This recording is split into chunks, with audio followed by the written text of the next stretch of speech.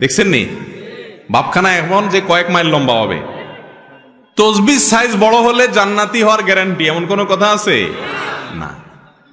দাড়ির সাইজ লম্বা হইলেও জান্নাতি হবে এমন কোনো গ্যারান্টিও, তাই বলে আবার দাড়ি না রাখা জান্নাতে যাওয়ার আশা করেন না।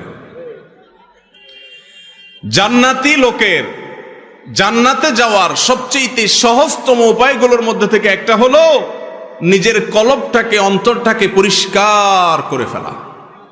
কাজটা কি সহজ না কঠিন? সহজ বলতেছেন? পাশের বাসার ছেলেটা এসএসসি পরীক্ষায় A+, গোল্ডেন A+ পাইছে, আপনারটা শুধু A পাইছে, A- পাইছে। কেমন লাগে তখন বলে?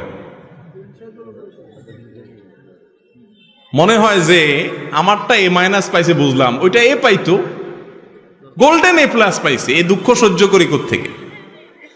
এরকম অবস্থা আমাদের মনে হয় কি হয় না? ভাইরা আমার, লেবাসে পোশাকে মুসলমানের অভাব নাই এদেশে। আমার মতো আপনার মতো এরকম লেবাস পোশাকে মুসলমানের সংখ্যা এদেশে আলহামদুলিল্লাহ কম। ভেতর থেকে মুসলমান এর সংখ্যা এই দেশে অনেক কম। মালিক আমাদের অন্তরগুলোকে আপনি পরিষ্কার করে দেন। একজন খাঁটি মুসলমান, একজন জান্নাতি মানুষের অন্তরে কারোর প্রতি শত্রুতা, বিদ্বেষ, হিংসা থাকতে পারে না। মানুষ শত্রুতা করবে, চলতি পথে বহুত লোক আপনার শত্রুতা করবে, সবাই তো ফেরেশতা না। কিন্তু আপনার কাজ হলো সবার জন্য ক্ষমার দরজাটাকে একেবারে উন্মুক্ত করে দেওয়া।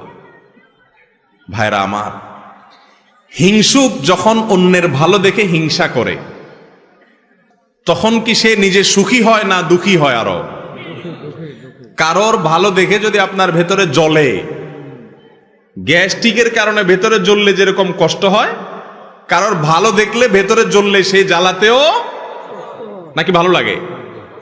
কষ্ট হয়। ইবলিস আপনার আমার এত জঘন্য শত্রু যে সে সব সময় আমাদের যেটাতে কষ্ট হয় সেদিকে নিয়ে যায়। এখন কথা হলো, আমাদের অন্তরে হিংসা আছে কিনা এটা বুঝবেন কিভাবে?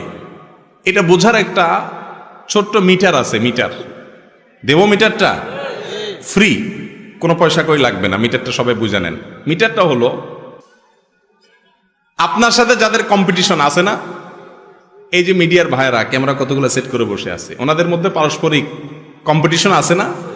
কার চ্যানেলে